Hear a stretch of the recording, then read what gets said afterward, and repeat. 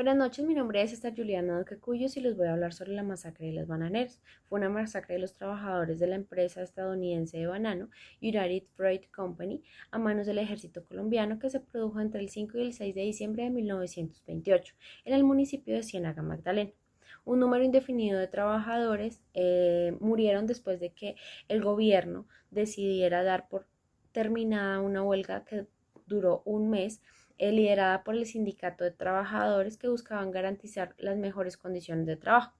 El 28 de noviembre de ese año se había estallado una de las más grandes huelgas hasta ese momento en la historia de Colombia, donde más de 25.000 trabajadores se negó a cortar y contar el banano para esta compañía estadounidense y para los productores nacionales que tenían un contrato directo con la empresa. A pesar de la presión que la empresa tenía sobre los trabajadores, no pudieron llegar a un acuerdo y el ejército lastimosamente intervino, acribillando a muchos obreros e hiriendo a otros quienes únicamente estaban participando en la huelga pacíficamente. La cifra fue de 1.800 trabajadores asesinados y 100 heridos. El estímulo inicial de la explotación del banano vino de las familias potencia de Santa Marta de esa época, que con el desarrollo de la agricultura solo querían exportar los productos que estaban produciendo acá del país y así romper el aislamiento que tenía el país en ese momento. A finales del siglo XIX y del siglo XX, varias compañías extranjeras se interesaron por los productos que se estaban sacando del país. En 1881, muchos nobles de Santa Marta pudieron tener la autorización para iniciar la construcción del ferrocarril que daba de Santa Marta al río Magdalena para exportar sus productos. La iniciativa realmente fue colombiana, pero fue potenciada por junto el gobierno con empresas extranjeras, claramente con las intenciones de sacar los productos y explotar tierras colombianas, sobre todo la costa atlántica. Eh, el hombre que dirigía United Fruit Company, que fue Minir Cooper Kate, había salido de Estados Unidos buscando en América Latina qué producto y qué país era potencialmente bueno para invertir y para poder sacar adelante la compañía. Durante las primeras décadas del siglo XX, el banano fue exportado rápidamente por ser un producto tan apetecido. Eh, También se potenció en Guatemala y Honduras y otros países de Sudamérica. Para entender la transformación y la expansión de la producción bananera y las tensiones ligadas a ella, debemos decir que los principales grupos sociales y las relaciones las manejó United Fruit Company, que solamente podría ser posible comenzar a entender tantas frustraciones de los obreros y los campesinos comerciantes que hicieron la erupción de la huelga del año 1928. United Fruit Company, eh, con el mayor auge que tuvo de este producto, tenía mucha producción y necesitó muchísimos empleados, obreros, mano de obra. Tenían empleados de la costa atlántica, del interior del país, y el 90% de los obreros que tenía la compañía eran afrodescendientes. Esto para ellos fue positivo porque en realidad hablaban un solo idioma, tenían una sola religión, entonces esto no les causaba mayor problema a ellos. El problema surgió fue cuando el pago a los empleados no les pareció justo y ahí empezaron los tropiezos. Al inicio, económicamente estaba muy bien y a los trabajadores les parecía muy bien el pago porque les pagaban por obra hecha, trabajo impuesto, obra hecha y se les hacía el pago. Empezaron los problemas porque lo máximo que llegaron a pagar era 1 centavo y a los trabajadores les parecía muy poco para todo lo que tenían que pasar. Todos estaban hacinados, habían más de 25.000 trabajadores en un área muy pequeña donde 6 personas compartían un cuarto de 3 por 3 y las hamacas estaban una sobre otra, sin tener acceso a agua potable, a baño, sanitario, etcétera. no tenían aire, no tenían ventilación, entonces para ellos esto fue un problema realmente grave. Después de un tiempo, la empresa mandó reclutadores porque aún así necesitaban muchos más empleados y esto hizo que el sistema de contratos fuera bueno para la empresa, pero no contaban con que el gobierno colombiano iba a sacar una ley que protegía a los empleados y les exigía a las empresas que le pagaran un salario justo por el trabajo.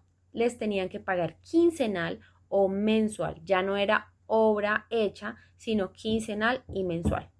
Viendo que solo alcanzaban lo máximo que podían pagar era 1 centavo para tener mayor ganancia para la empresa. Uno de los problemas y uno de los mayores problemas fue cuando llegó la malaria y lo único con lo que la empresa podía ayudar a sus empleados era con sulfato de magnesio. Entonces, en ese momento, los trabajadores entendieron que no les estaban dando todo lo necesario para que ellos trabajaran en las condiciones. Empezaron a ver las condiciones críticas en las que estaban y que realmente por el hacinamiento, la propagación de esta enfermedad fue aún más rápida. Otro de los grandes problemas que tuvo la compañía fue que la empresa se estaba apropiando de más de 90.000 hectáreas de territorio colombiano que estaban en estado de abandono. El problema es que muchos de los campesinos empezaron años después a aparecer con documentos que tierras les pertenecían y que la empresa ya daban por espacio privado y que no dejaban que ellos hicieran posesión de sus tierras. Muchos campesinos no aceptaron pasivamente las pérdidas de sus tierras y las familias agricultoras amenazadas con la expropiación en 1907 a 1930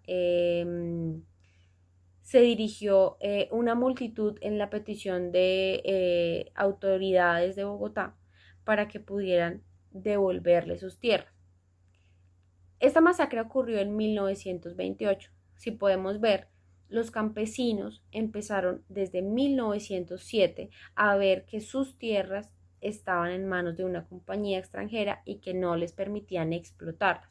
Esta pelea duró aún después de la masacre de las bananeras hasta 1930. Muchos fueron alojados en muchas tierras como empleados de los colonos en ese tiempo, porque en realidad no querían entregarles sus tierras. Ya que la compañía era la que proveía a los trabajadores y a las tiendas, a los pequeños comerciantes de carne, de esos productos que no se fabricaban en Colombia. Cuando empezaron las manifestaciones, todos se vieron afectados, principalmente los pequeños comerciantes a los que vendían carne, a los que vendían arroz, a los que vendían esos productos que no se daban en la costa.